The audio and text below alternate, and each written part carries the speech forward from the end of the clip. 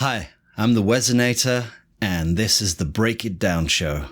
Pete, John, the whole crew, congratulations on reaching 1,000 episodes. That's amazing. Covering anything from art, music, literature, military content, sports. Brilliant. Today's guests are 10 Gauge, heavy metal rock band from the UK, who I've had the pleasure and the honor of spending a lot of time in the studio with. So you'll find out everything about them in just a little while.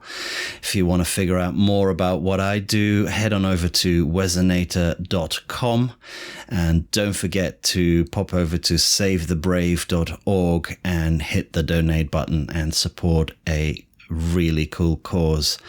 John, guys, take it away and geek out about rock music, keeping it alive. Later. Lions Rock Productions. This is Jay Moore. This is Greg Cruz. This is Bryce This Vine. is Dexter from The Offspring. This is Nathan This East. is Sebastian Younger. This is Daryl Ames. This is Stuart Copeland. This is Mick Gillette. This is Andy Summers. This is Dr. Bob Greenberg. This is Gabby Reese. This is Rob Bell. Hey, this is John Leon Guerrero. Hey, and this is Pete A. Turner. Hey, I'm Rob from 10 Gauge. I'm TJ from 10 Gauge. I'm Neil from 10 Gauge, and you're watching the Break It Down show. Yeah, 10 Gauge. Yeah, we got features Tom, TJ Jennings, Rob Jewson, and Neil Felgate on guitar, vocals, and drums, respectively.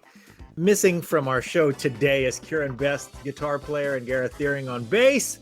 But this has already been enough of a party. So we're just going to get started here. I'll tell you, the connection, of course, was made from our good friend, the Wesonator, Wes Maebe, who's joining us as well. He's got a hard out in about 45 minutes. So we're going to maybe talk about the technical stuff while he's still on board. And then when he leaves, boy, we're going to roast him. So in the meantime, look out for 10 Gauge. Their latest single is called I'm Broken. It rocks hard like they do. Gents, thanks for joining us today. Thank you very much. We're all joining via satellite. Most of us not wearing pants. Most of us drinking in spite of the fact that for me and Pete, it's 11 a.m.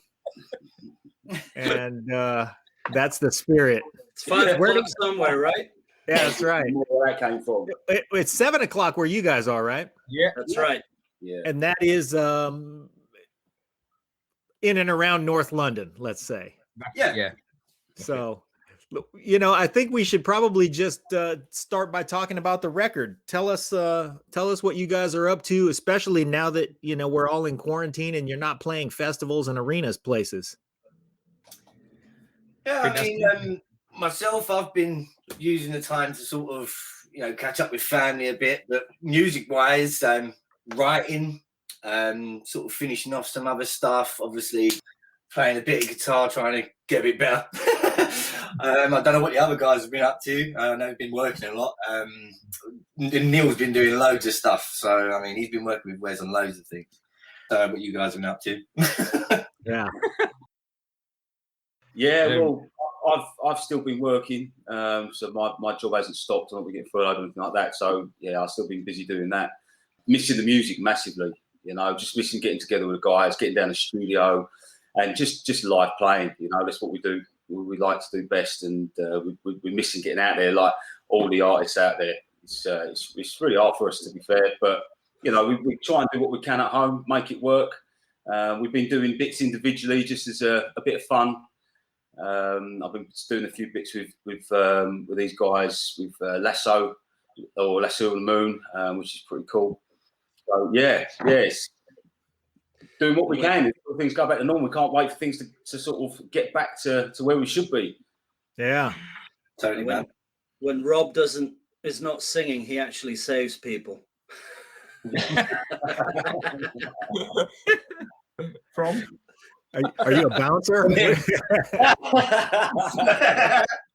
Firefighter. Yeah. Oh man, right on. Yeah. So I work in London. So yeah, so that's where you can keep us busy. Yeah. Wow. Neil, how about you? You've been working a lot, huh? You've been playing? Yeah, well, apart from obviously doing our normal stuff with the 10 Gauge, I've been doing all the artwork, the press stuff, and trying to push it along whilst we can't do the rest of our normal stuff. So that's taken up a lot of the time. And then Lasso the Moon, I've been doing. Wes has kept us busy with so much. It's been brilliant because it's kept me down the studio, recording what I can.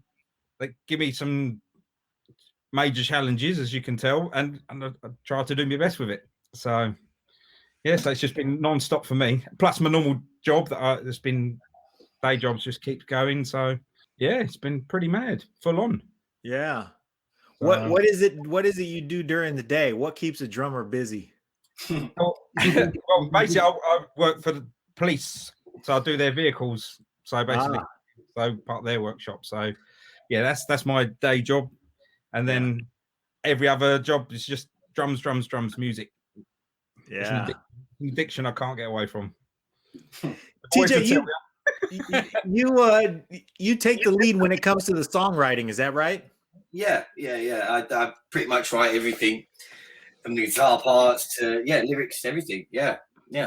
So in recording your stuff, how do you talk to us about how you bring things to the band and how you kind of flesh things out and how you make it all work? And then, prior to bringing Wes in to commit it to tape. Yeah. I mean, obviously it will all start with like me just having a little jam with initial ideas.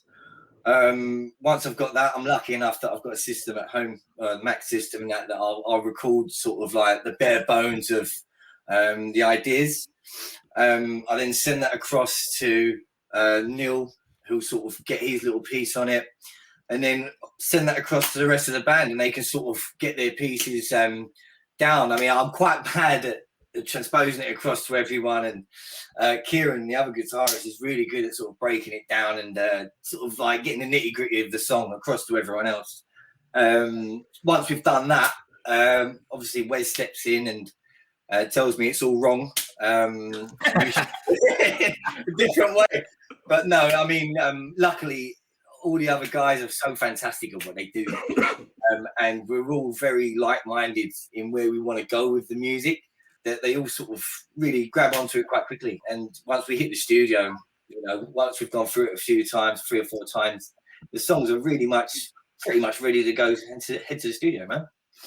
Yeah, it's a cool process. It's something I didn't think I would get into. I always wanted to write songs. It almost happened by accident.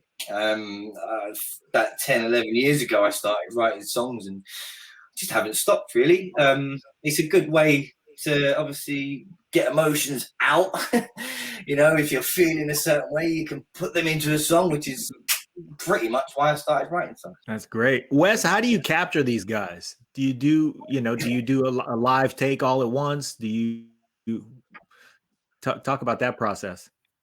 Pretty much. I mean, the first time we went into the studio together, we went to Mono Valley in Wales, and in the middle of nowhere, and it beautiful studio, which allowed us to track live. The last couple of tracks we did, so the new single that's going to drop soon, we recorded it. I mean, we did it live because we had drums separate, bass separate, guitar separate, and I managed to it's quite funny. There's a little room in that studio which is rented by another guy, but he wasn't working, so I managed to squeeze Rob into there. So we managed to get some guide vocals down. So it is a live squatter. Yeah, it is a live vibe. It's sort of get the energy and get the guys looking at each other, and it is sort of an old school approach to recording still, which I like. Yeah. So how about, let's talk about Neil, because he's got a lot of stuff going on. It looks like, from the looks of it, and it could be different when you record, but the pictures I saw on your website, you're playing a 7-piece kit with 3 toms across the top, 2 on the floor, but you got octobans and you got a gong tom and you got all kinds of crazy stuff going on. Tell us about the challenges of recording Neil. First Wes, and then we'll go to you, Neil. Wes, tell us what a pain in the ass he is. The first time we recorded, I mean, it took forever to build that fucking thing. Yeah. It's like, yeah, I'll be set up in no time. Yeah, but 3 hours later, 7 million toms later. Yeah, I mean, there's a lot going on. There's, like you said, there's the octobands, there's all the rack toms, there's all the floor toms. My usual mic technique doesn't work on Neil's kit because it's so big, and right where I would have a specific mic, this frigging china that's being bashed, you know, like a trash can lid. So I can't do that. You know, and you've got all these toms ringing whilst he's just playing a straight groove. So I think I remember on one song I actually had to threaten him that I was going to start taking shit away if he didn't use it. So there's, you know, in the middle of all this stuff, there's suddenly like just because he's got it, but you know. Well, since we're going around, how about Rob? How many, you know, do you give him passes for bells and whistles and stuff after his main take? Does he do a lot of harmonies on his own? And we'll get to you, Rob. Oh, Rob is like full on. I mean, we got him to do a lot of fun stuff. I mean, we all jump in on BVs, you know, drummer included. All right.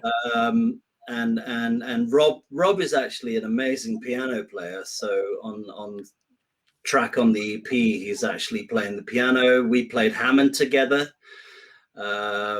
And he actually, since he's a fire marshal, he played the fire extinguisher on one track. Really? You hit the fire extinguisher with a stick, Rob? What are you doing there? No. He used one of my rings. Yeah. That's like the old Marvin Gaye on the Coke bottle trick. Yeah, very cool. There it is. Yeah. Did we get charged for that? Did you actually take that from Mono? Yeah, I stole it. Nice job, Wes. That's coming out of their advance. Rob, talk about your process. When you guys are tracking, you go into a different room. Of course, you want to isolate the vocals. What happens? Let's go back in the process though. TJ shows up with a song. Yeah. Where do you pick up, and how do you deal with the fact that TJ's songs are, you know, maybe not saying the same things you want to say? Yeah, no, I get that. So, I mean, I joined 10 Gauge after these songs were already written. We've still got some new songs, which TJ is really good at giving us a little bit of artistic license to put our little. He's got full control of the song, but let's just put our little bits to it so we can kind of personalize it, make it work for me, because obviously my style of singing is slightly different to how TJ would sing it or vision it being sung. So he does give me that. But you know, when I first joined 10 Gauge, it must have been 4 years ago, just over 4 years ago now. I sat down with TJ, and what we do is we talk about the song and what the song means to TJ, so I can then become part of that song, so I can understand the feeling of that song, which then helps me to sing it with more passion. So from my point of view, it was easy really for me because the songs were there. And I'm hoping in the future that when we're able to start getting back together again, like we can start sitting down and writing songs together as well, which would be a really cool introduction to 10 Gauge and seeing where that takes things as well. But yeah, that's pretty much how it goes. Try and see through TJ's eyes, which believe me is a scary place. It's dark and twisty in there. Rob, when you joined the band, I'm sure that you brought, you know, your aside from your vocal stylings, you probably did a fair bit of writing, especially since you also play. Did a fair bit of writing prior to joining the band. How much stylistically was your writing similar to what you're doing in 10 Gauge? Well, I've got to be honest with you. I mean, it was almost love at first sight. So TJ was interviewing singers at the time, and I worked with his brother at the fire station, and that's how I got to know about TJ and 10 Gauge it is now. So I was looking to get back into another band because I'd been in cover bands. I have written my own stuff before and done stuff, but I'd been missing music. I hadn't done it for a few years. So I went to the interview, which was in the studios, and then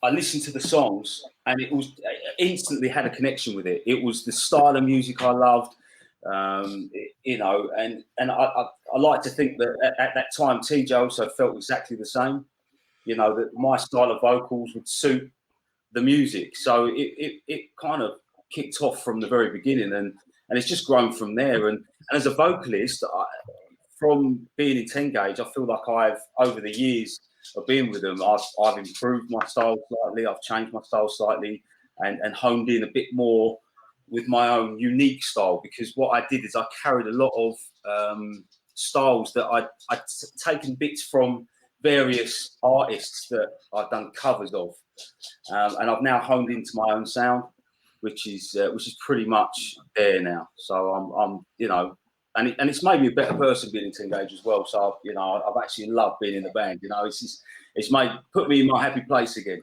John. You know. Yeah, man, that's great. Yeah. TJ, what was it about that meeting? What was it about Rob that you saw? His whole persona, man. I mean, when you're looking for a front man, not just a singer, a front man, you know what I mean? Yeah. He looked the part. He was a great guy. We got on straight away. Obviously, as soon as he started singing, I was just like, yeah, sign here. But he was honest from the outset. He actually came to the first interview, smashed it out of the park. And we ended up with a guy that was, I don't know, it was just so weird. We ended up with someone else because Rob wanted to be in the band, but, you know, it's a big commitment, you know, because obviously we're professional, wanting to do things, you know, for a living. He's got a lot of commitment. So he went away, thought about it. The rest of the band were constantly asking me, phone Rob, phone Rob, phone Rob. I was like, listen, I want Rob as well, but, you know, it's up to him. And luckily enough, we can't seem desperate. Yeah, I mean, well, the other singer was just, it took him like 4 weeks to learn one song. Me and Rob met again by accident because we both worked for my brother as well in the building trade. And I turned up at the job and Rob was there. I was just like, dude, how you doing? And I had rehearsals that night. And I said to him, I said, listen, just come to rehearsals, see how you feel, and we'll go from there. And unfortunately, he hasn't left since. So yeah, no, it was the same thing as what he said. You know, every member that's in the band right now, it was an instant connection. You know, and it's great. Yeah. Just a point of trivia. You know, I just found out yesterday that Back in Black, because you're wearing a Back in Black T-shirt, was recorded in the Bahamas, and. Yeah, and right next door while they were recording that, Talking Heads was recording Remain in Light. Oh, awesome. Yeah, just random.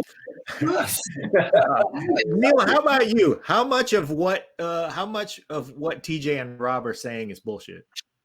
All of it. No. To be honest with you, I'm the last one to the party. Well, other than Wes, obviously, bless him. But I knew Rob before he joined 10 Gauge, okay. And it was just through pure luck that at the time the drummer had left, and the guy saw my YouTube channel that I had going up, and Rob said, I think Rob put me forward for it, and said, have a look, and it was a baptism of fire, really, because literally. They said, "Oh, our drummer's left. We've got 2 festivals to do in one day. In 2 weeks, can you learn everything and jump on board?" Yeah. So I literally learned the set, and we went and done it, and it's been great ever since. Wow. So that's basically. So that was nothing like a trial by fire to get started, huh? I love it. I love the challenge. I love the edge keeps me going. Are you on the north side of London too, or did you? Yeah. Okay.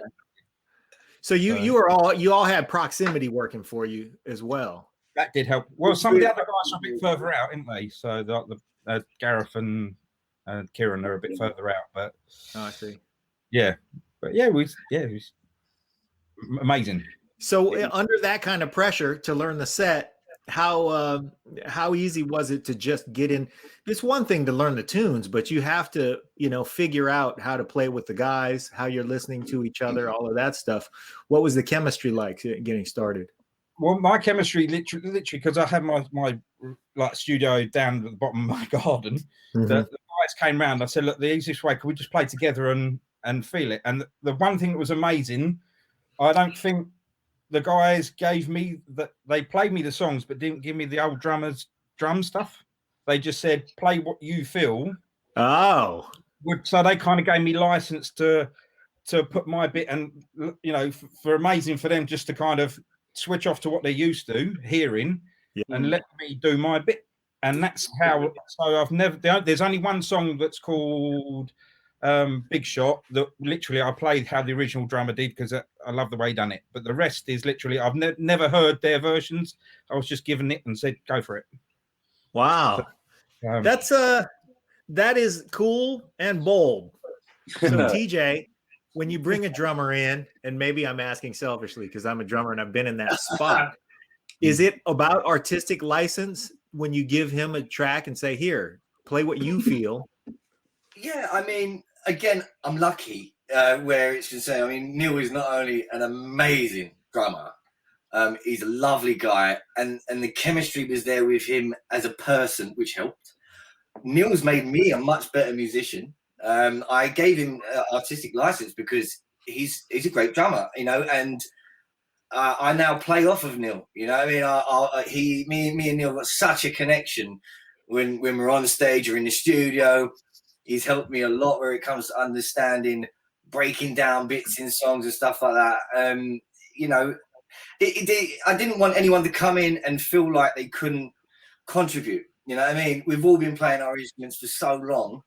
If you don't like what you're doing or you're not putting across how you feel, you're not going to enjoy it. You know what I mean? Yeah. So I wanted to make sure that everyone was getting across how they feel, so they're happy. You know what I mean? I give everyone a basic idea, even Neil. But yeah, they're just so good that it's just the harmony's fantastic. Do you know what I mean? Wow. Well, the harmony, figuratively speaking, is clearly pretty cool. I when I signed on to the app, you guys were already there, and I didn't jump onto the page for about 3 or 4 minutes. I just kind of sat back and observed you guys cracking wise at each other, and I thought, yeah, this is gonna be fun. This is my kind of band. So yeah, I think we've been a little bit reserved right now as well. Now we're going live. So Rob, talk about that chemistry. I'd like to hear from the singer's point of view what the chemistry is in terms of, like when you're playing together and you're doing something. Let's say you're doing a live show. You have a lot to consider, groove and dynamics and stuff like that. What is it about the guys that you like? And let's just, because the other two are not here, let's focus on TJ and Neil. What is it about playing with them that you enjoy? Do you know what? I mean, I first of all, I want to say what I enjoy about everybody in the band, and that's the fact that we've just got a friendship. It's like a family. It's an extended family, and that's how a band has to be if you're going to get on. You have moments where you have little bickers, but you always get over it, always make up, kiss and make up. But the chemistry is amazing. And the fact that the banter and the fun is always there, it shows when you're on stage. And when you're showing this emotion on stage, it then draws people from the crowd in, and then they absorb that energy that you're bringing out on stage. So for me, and I know you want me to focus on TJ and Neil, but it's everybody, and I like to be very active on stage. I feel like I want to be a presence. I want people to feel the energy, so they really enjoy the show that we put on. Yeah. And that means me moving around, and I'm interacting with everybody, and everybody interacts back, and that time that we spend in the studios just shines out on a live stage when we're playing, you know. And it's an awesome feeling. And at the end of every single gig, there's always hugs and like gratitude for each other because of how we've played and supported each other up on stage. And that feeling that you get. I mean, if you're in a band or you know you've ever done this live performance and you get a reaction from the crowd like that, there's no better feeling, absolutely none. And so the energy that you give people, you'll get back in return, and that is the biggest thing you could ever get from playing live. And we are all, and I think this is why it works live as well. We are all from a live background.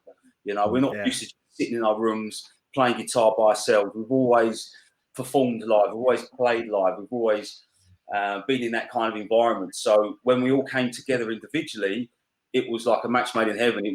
We gelled. It just worked, and there was no effort.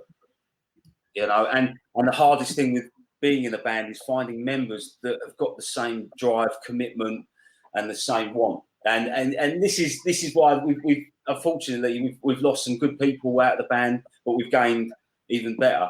You know, so and yeah, just can't wait to see how things move forward from here. Really. Yeah, Wes, talk to us about capturing that energy. what is it as the you know, as the guy who's responsible for, you know, bottling it up? Well, I mean, it's about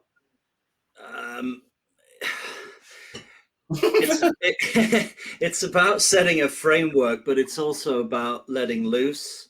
Yeah. My question is, how do you keep these bastards contained? No. It's not about containing them at all. Clearly, you know, Let them go. when we were in the studio, we were all living together basically, and it just turned into absolute fucking madness. You know, Rob and I were, because you know, Rob had done all his guide vocals, all the guys were doing all their bits. You know, we had time to pull gags and stuff and freak people out. I mean, Rob loves scaring people. So we did we did shit like that, and it was all about craziness and you know, just having fun and letting go and nothing. If somebody has an idea, let's go for it. Let's try it, however mad, however crazy. You know, and Neil keeps giggling about me going, yeah, that was good, but let's do another take. Which translates to, that was shit, now do it properly. See if you can get it right this time. Or can it be a little bit more Dream Theater? And then he goes absolutely off the fucking planet. And I was like, okay, a little bit less Dream Theater. But you know, it is about, because you've got so many different characters in this band. You know, you've got powerhouse that is Rob. You've got, you know, Mr. I'm fucking technical and I'll nail everything on the drums. You've got, you know, TJ, who's a loose fucking cannon, Tasmanian devil. Kieran, who's a little bit more reserved, but just solid kind of growl. And then we've got Stax Gareth, who's just huge fucking bass sound. And it's just all these different characters, and they all need to be captured. So you need to let them run free for a little bit and maybe hone into certain things and just go, right, okay, that's what I need from you. That's what I need from you. And put it all together. Yeah. Okay. So Neil, let's rewind a little bit. Before you guys all got together, you know, you had accomplishments as a drummer. You are a very technical player. For those of you who are listening who are not familiar with Neil, he does nail stuff. He's got great dynamics, great chops. It's a lot of fun to listen to. Enormous pocket. It's really a lot of great stuff. What did you grow up listening to? What influenced you as a player? one. It's actually my brother's. When I started off, I was like pop music. That's the real. And my brother went, no. He brought me to. No, it's terrible, wasn't it? Brother got me like he was into Ingve Malmsteen and like there was like extreme and them kind of that kind of genre. So I started getting into that, and then I fell upon this band called Toto that we, and they were basically these guys. What they hate it. The Simon Phillips is like my idol at the time, and that's what I played open hands basically through wrist damage that I had through a bundle with my brother years ago. I had to practice with one hand for a while because he broke my wrist, and then I couldn't larrup the snare drum with my left hand, so I started playing open-handed. So that's why I play open-handed. So and then it just my different drummers like there's Dave Weckl and then Mike Portnoy and so forth, and obviously Mike Mangini and these kind of drummers that are just machines, and Virgil Donati, they're amazing drummers. But there's a technical bit that I love the technical side, but I have to know when to rein it in, and that's the bit where it's knowing when to use it and when not to. So well, you get compliments from the other guys for being a great musician, and usually from when a drummer gets that compliment from a guitar player, it's because you know when to stay out of the way, then you know when to jump in and catch fire, and mostly you know when to stay out of the way. I think that's the point. Is learning. I learned years ago from that the hard way, and like you say, then you know. When your time to shine is, when your time to back off and let the music do what you need to do. So basically, you've got to think of the music first, and later on, if you get your time to show off, then do it there. But try to control yourself. It's unusual to hear about a drummer and the relationship in the playing with the singer. So talk to us about how you, as a player, support Rob. What is it when you're watching Rob, because he's out there providing the energy and he's running around and he's doing his thing? How do you, as the drummer, see your job supporting Rob? I don't actually support one person. Like a lot of drummers say, I listen to the bass and lock in with the bass. Sure. I try to listen. I try to have the big ears and listen to the whole group and accent where I need to do. And if Rob's doing some nights, like I say, the more we practice, the more we're together, the more you read each other. And like everyone drops a duff note or drop a beat or whatever. It's knowing you're going to pick up, and everyone's going to be right there and know how you're going to do it. And there are times when everyone does it. You do a boo boo, and you're like, and we know how to read it. So that's the main thing. So I try to just make sure I know. I like to read everybody and know where they are. I have to listen to them all. So that's basically, I just take it as a group, a whole obligatory years, as they say, listen to everything. Yeah. TJ, how is Neil as a traffic cop? He's just no comment. Nice guy, nice. I'll say the way he does support me and Rob, he drives us to rehearsals. So. Designated driver. If it weren't for Neil, I don't think Rob would ever be at a rehearsal. What? I'm joking. No, you're not. I'm so That's rich coming from you, pal. Thank you, Wayne. Yeah. What about Wes? Because Wes has got to run away here in a few minutes, so I want to talk about him while he's still here. Yeah. What was it that really attracted to Wes's work as a producer, and how has his chemistry contributed to your growth as a band? It's Neil's fault. I've known Wes quite a few years from a previous band. Right. Blame the drummer. Always blame the drummer. And basically, when I was brought into the band, and they said we want to do some studio work, I said I know the perfect man for us. Ah, And that's his work, it. he wasn't wrong. Wes has been amazing getting across, not only obviously as the band, but for me personally, getting things out of my head is quite hard at the best of times. So, but Wes, working with Wes has been incredible. You know what I mean? He gets exactly, like, I can walk up to him. We don't even need to say anything. Like, he's great with his eyebrows. Like, he's very eyebrowy. And I can walk up to Wes, and I'll walk up to him and he'll just look at each other and and then almost come up, you know what I mean? He's the sixth member of the band, you know? Yeah. Wow. Yeah, he is definitely part of the band, Wes, and Wes gets us, and that's what we love about him so much. He gets us, he gets our energy, he gets where we're coming from, he gets what we want, and he's an awesome guy as well. Do you know what I mean? To work with, to be mates with, you know, love being around him. So yeah, we're so glad that Neil introduced him to us, and yeah. What about from a technical side? What do you, Rob, learn from Wes as a singer, as you create within the confines of his production process? What have you learned? I've learned everything from him, basically. You know, like stuff that I've done before has never been quite as technical and as advanced as where we are now. So every step of the way has been a learning point for me. And to have Wes as a support and a backup in the recording studios and as a friend and having advice, it's just, you can't beat that. You know, for me, I'm still learning. I think I will carry on learning. I never stop learning.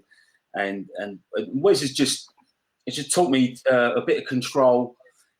He's given me, so I'd had vocal coach in the past, but he'd given me a friend of his number, and I've been using her as a vocal coach, and she's structured a lot of what I do before I do a performance, before I go into a studio environment, because as a vocalist in the studio environment, it's not like one take. Sometimes you have to do various takes. We try different ideas and can put a lot of strain onto your vocal cords. And if you don't warm up and train properly beforehand, and as stupid as I look, and as much as the guys like to take the piss with me doing my yoga stretching and stuff, it's like a process for me. It's just like I've got like this ritual that I will do before performing, which just helps me relax. So my shoulders are relaxed, everything's relaxed, and then if I have to spend all day recording, I've warmed my body up to a point where I can do that, and that's a huge thing for me. Is that warm up to allow my vocals, because my vocals will be so much better and stronger by doing these things. Because I used to just go in raw, like down a couple of glasses of whiskey and just go for it. But that's not the case. You know, you've got to really prepare yourself. And I've got to say, Rob is amazing in the studio.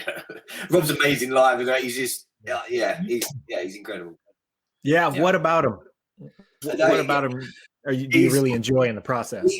Hit a note that would make me want to faint. I'm standing there going, just breathe. Please breathe. You know? But no, I mean, he's consistent as well, you know, and that's natural with Rob, you know. It's amazing. He's incredible. Wes, what have you seen out of these guys that you really enjoy in the production process? As a producer, you've worked with all kinds of artists doing all kinds of different things. What is it you enjoy about these guys so much?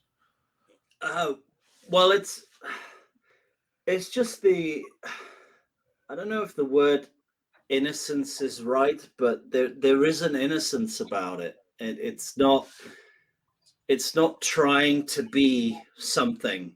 Mm-hmm. It's you can hear all the influences, you know, you can hear, you know, all the AC/DC, Guns N' Roses, Faith No More, all of Neil's super technical stuff, but it makes for such a, I want to say, unique blend, because, you know, those ingredients not necessarily go together, but somehow this band has brought them all together and turned it into their own thing.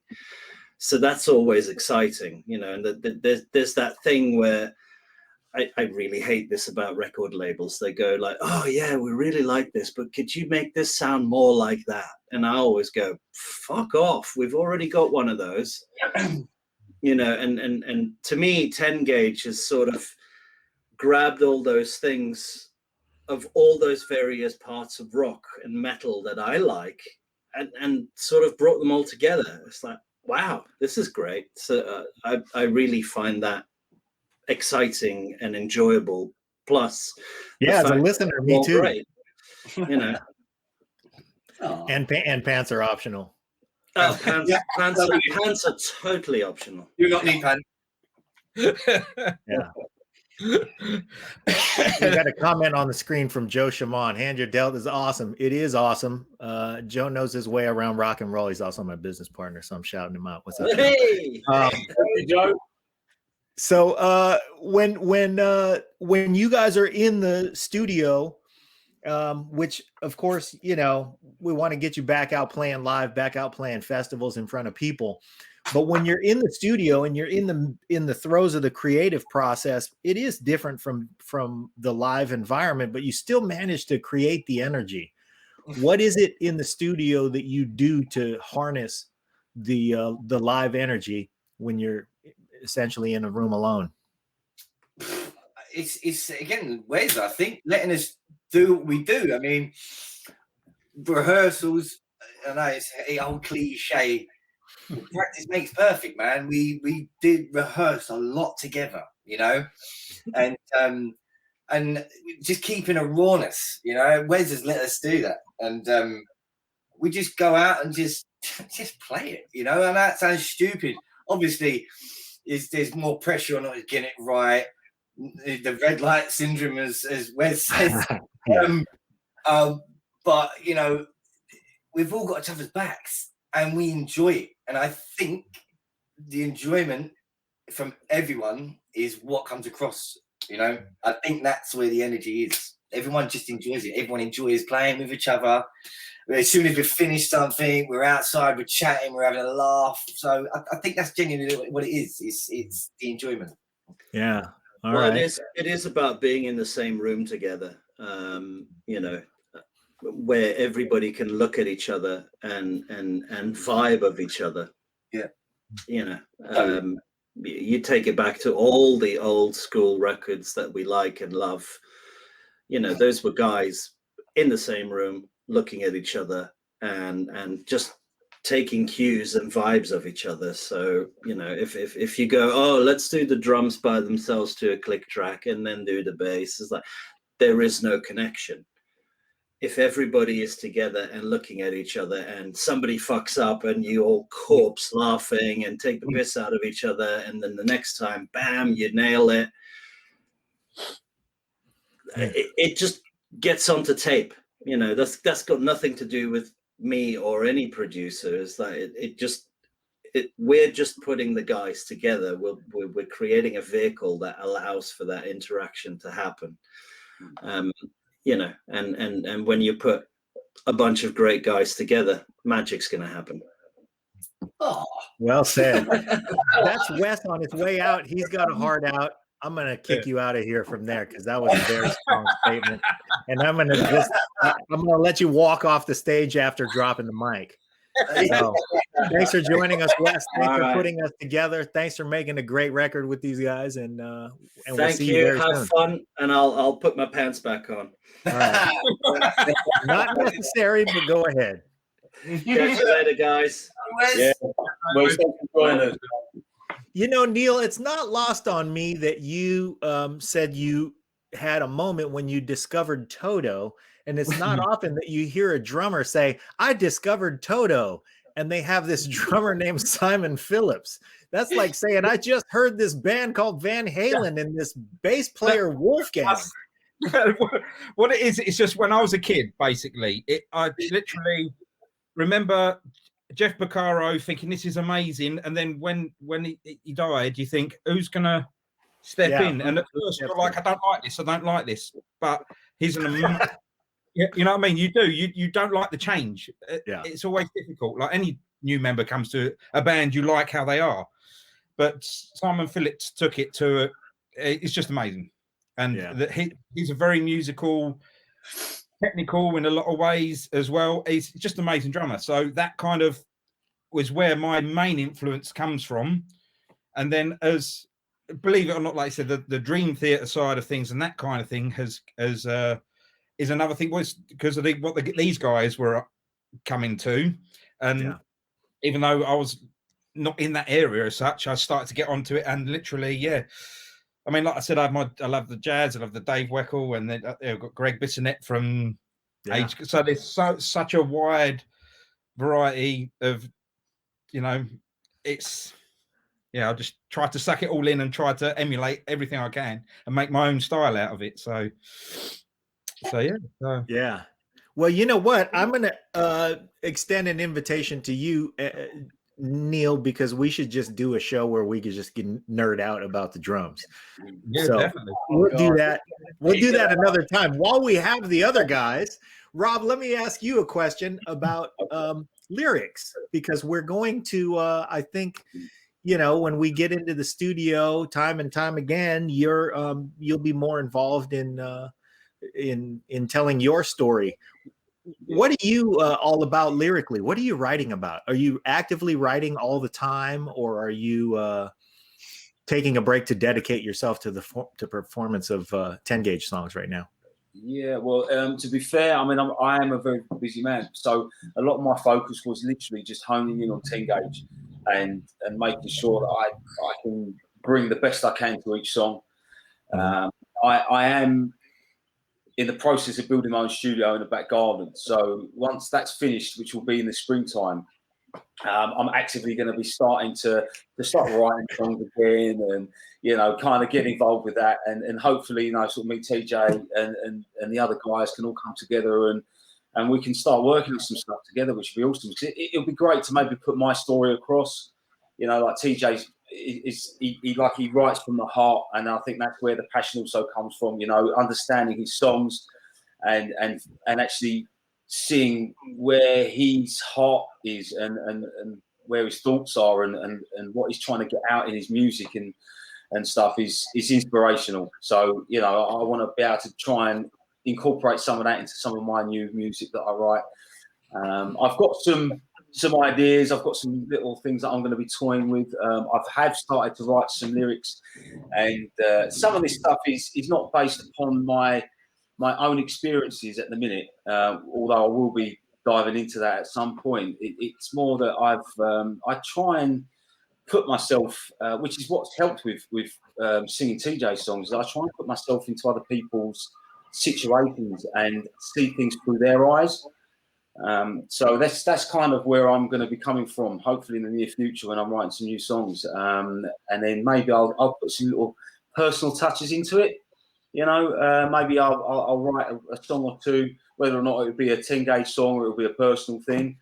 But yeah, we'll see where that goes. But yeah, that's kind of, I tend to write through the eyes of something else. So yeah, watch this space. Let's see what comes. Okay. Well, TJ, Rob just paid you a great compliment about your songwriting there. And it seems like you guys had a great match in that he enjoys interpreting somebody else's great message in a way. So I imagine that has been wonderful. As you said, you guys have great chemistry. What have you gotten out of his interpretation? Like somebody else takes your song and does something with it. Have there been moments where you go, man, that was better than I could have imagined? Yeah, 100%, 100%. You can see it in the newer stuff that I now write to Rob's strengths, you know what I mean? And I know what he can do and what he might not want to do and things like that. I do push Rob and he knocks it out of the park every time. But he's definitely allowed my scope to open up where my songwriting is concerned, because I used to obviously write with me screaming it out like a dying cat. But Rob has allowed me to become a better songwriter because I've got an awesome singer, you know. Yeah. It's Thank brilliant. you, man. Yeah, You're welcome. yeah. I have to say you're down there. Well, you've got an AC/DC T-shirt on, and you got a couple of SGs leaning up against the wall back there. How much has AC/DC influenced you, and what other influences do you point to that were heavy on you? Yeah, I mean AC/DC. I mean, they're just brilliant, man. Yeah. As soon as I saw Angus Young with that guitar when I was about 10 years old, that's the only guitar I wanted. You know what I mean? Yeah. My dad showed me a Les Paul when I was younger, and I was just like, I don't want that. I want that. It's got devil horns. You know what I mean? Yeah. So big. I mean, the riffs and that, you know, the Taty riffs, his performance on stage, you know, but other influences, Mark Tremonti is a massive influence in my newer stuff and going forward. Metallica, obviously, a big influence. Yeah, I mean, just for those two alone, if I'm honest, I don't listen to a massive range of stuff. But as far as a guitarist go, obviously Slash. I know again it's cliche, but guy's a legend, man. Yeah. Other than that, I try to when I start writing songs, I tend to stop listening to music because I don't want too much influence from anything. You know what I mean? I try to get something that just falls out. You know, trust me, some of them do sound like they've just fallen out. Yeah, I mean, yeah, it's the rock industry. It's a brilliant thing to be. You know, the guitar saved me as a person, man. If I didn't have the guitar, I'm boring anyway, but I'd be even more boring. Nah. Neil, what do you like about TJ's songwriting? I don't know. Basically, every time when we, like, say, last EP, or not like the last EP and the last recordings we've done, he'll just come with an idea, and literally, it's amazing. I feel that you need to be, if a song kind of turns you on to it by listening to it straight away, I feel if it affects me that way, first time out, the chances is it's going to affect other people. You know, it's not saying my ideas is everything, but I mean, like anybody, if they first time they hear it, they think, yeah, I really like that. There is, you know, everyone has growers, and there's other ones that literally grab you straight away. And whenever we go literally listen to them, Rob will tell you the same. We like that. Literally, can we do them three, them four? And then that's how we work. I mean, TJ's just, I know it's magical how he does stuff, where it comes from. It is great, yeah, with his songwriting. Don't mean to. I think they're deaf. I think you're all deaf. I'm honest. Yeah, you know. But I think you can see that we all have a family thing. We all support each other through the highs, lows, you know, strengths, weaknesses. We all pull each other through where we need it and support it, and I think that's shows in the music as well. Well, then let me ask you this way: when you started to get familiar with the 10 gauge songs, okay, let's put that first gig, because you were under pressure to learn all the stuff for the first gig. But when you began to make the music yours and really start to inject your contributions, as you began to do that, what was it about as you get into the songs? Where did you go, oh, I know what I have that's magic about this? Where were the moments where you thought, here's why I'm the right guy for this job? To be honest with you, the first time when they came round to mine and said, look, can we just go through the songs? And I recorded plug them all in, and we record literally the rehearsals. So I can hear back to what works, what doesn't, what I feel's right, where if you've overplayed, underplayed and whatever. And just hearing them guys respond, I've still got the recordings now.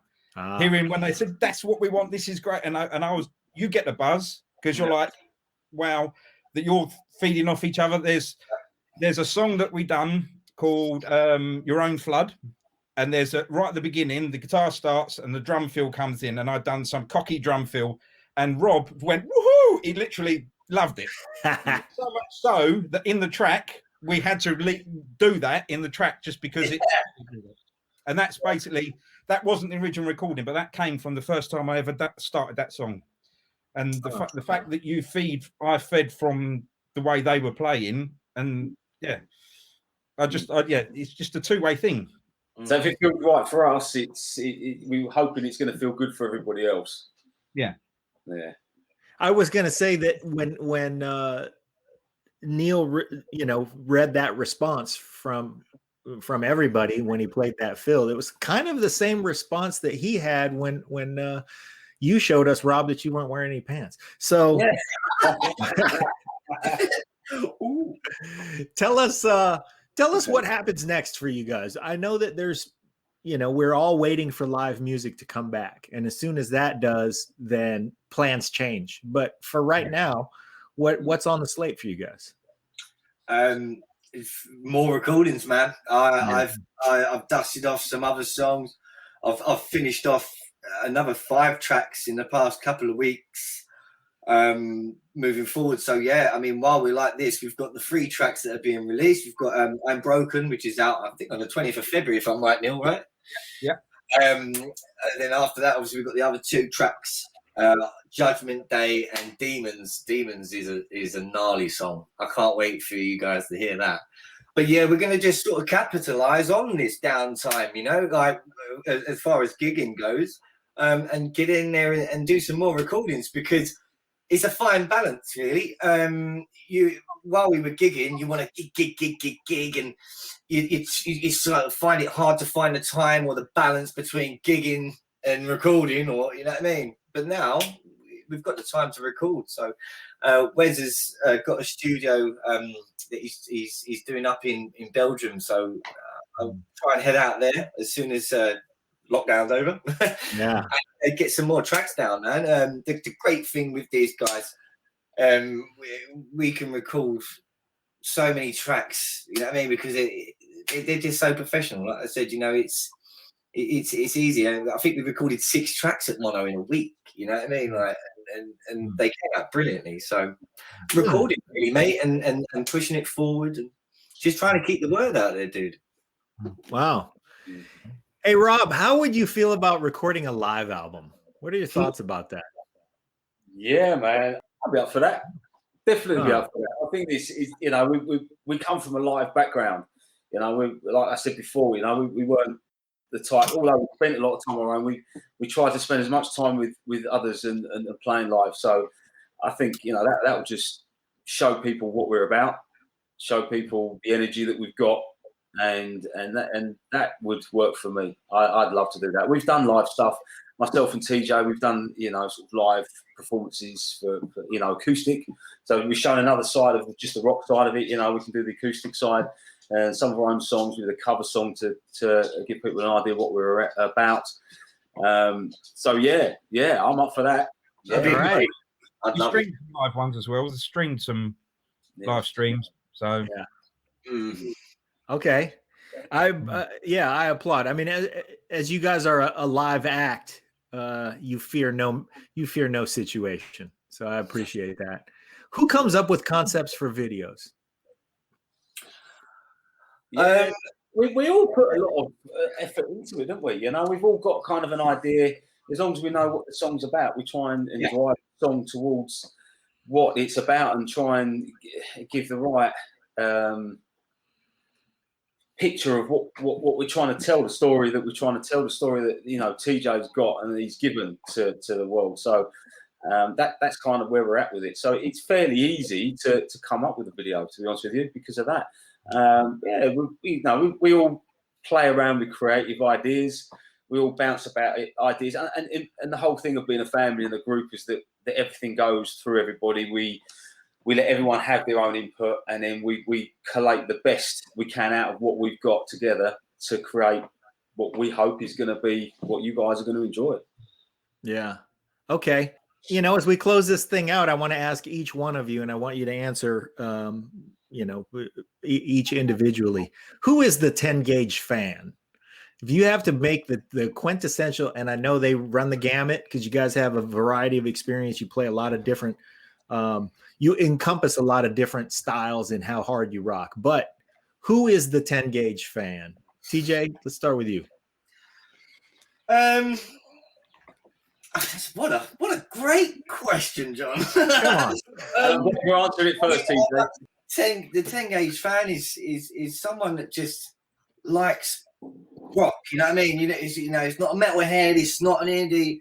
If you like rock, you're gonna like 10 gauge, man. Yeah. Rob, don't use my. For me, a 10 gauge fan is, we're real. We're just putting real music out there. We're putting feeling out there, and a 10 gauge fan is someone that can relate to what the story we're trying to tell. If they can make it something that's personal to them, that may help them through a bad time, or just might make them feel good. That's a 10 gauge fan. It's about enjoying music and just being yourself. okay. Neil. You leave me to last to try and think what they have. I know. You know what? Those are two tough answers to follow. I just think if you love live music and like to be entertained, because these two guys, obviously our other Stacks and Kieran do as well. They're amazing, but TJ is just amazing, and Rob just brings it every time. He's just literally. The women love him as well, bless him. So he entertains them. Yeah, no, it's good. It's. I'm trying to think of the best. Yeah, just live energy. If you're into live energy, that'll make the perfect 10 gauge fan. If you're a Toto fan, you're gonna love us. Yeah. Right. You know what? I'll tell you. I got one question. Has any of you ever shot a 10 gauge shotgun? No. I really would love to. I've shot a 12 gauge, not a 10 gauge. Wow. Yeah. We got to fix that. Yeah. Yeah. We'll be right over. Definitely. You know what? So Rob, since you're center screen right now, I'll tell you, I really enjoyed that last answer. It's clear why you are the front man. Like Neil, I am a big-headed drummer. So we do appreciate when the guy out front can articulate an answer and also bring the ladies. So thank you for that. TJ, I also want to say... He's going to kill me for saying that. It's yeah. We're going to beat your ass, Neil. Yeah. TJ, look at him. Yeah. Your songwriting plays right into your answer and Rob's too, in that, when you have somebody who can grab a message and relate to it in whatever way, because I know there are a lot of people who, as I listen to your songs, I think, man, there are a lot of people going through something, not even the same thing, just something, who can latch onto this song and really feel it. So I appreciate that. And Neil, as a drummer, I appreciate your technical prowess. I appreciate your feel. Probably more than anything, I appreciate your feel. Your dynamics, the way that you interact, and the way that you lay a roadmap for these guys so they can do what they do. I am a new but enormous 10 gauge fan, so I'm going to point everybody to 10gauge.co.uk, and if you Google it, even if you spell it wrong, Google 10 gauge band, it will bring you there. So go there, buy stuff, listen to stuff, enjoy it, love it, support it. Thank you guys for rocking hard, and thank you for coming on the Break It Down show. Thank you. Thanks for having us, guys. Thank you for having us. Right on. All right, stand by for 1 sec here.